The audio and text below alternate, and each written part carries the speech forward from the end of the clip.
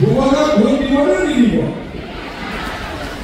আচ্ছা কোনে কোনে ভূগোলত ভোট নিদিব হাত লগাওকচোন।